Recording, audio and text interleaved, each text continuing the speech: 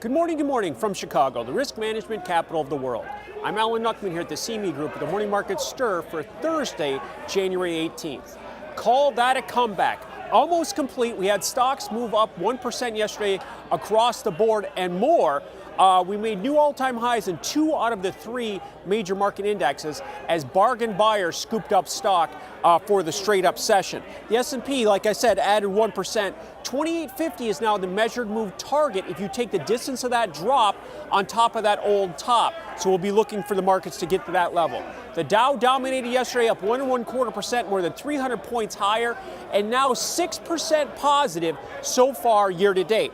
The NDX, not quite to the tip top, was up at 1% yesterday, but is up 6.5% in just over the 2 weeks that we've seen so far year to date.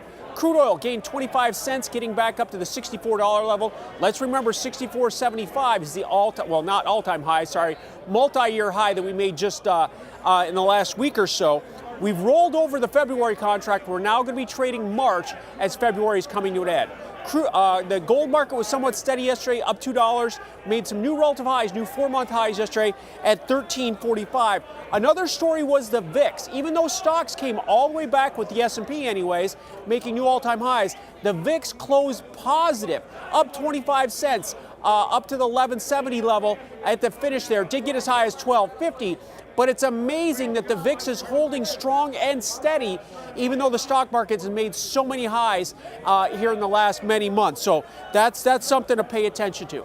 So where do we stand here on Thursday morning? Well, looking at the stock indexes right now, we've got the S&P unchanged, the Dow up 10, and the NASDAQ down 15. We did have some news come out of China that had the market stable overnight.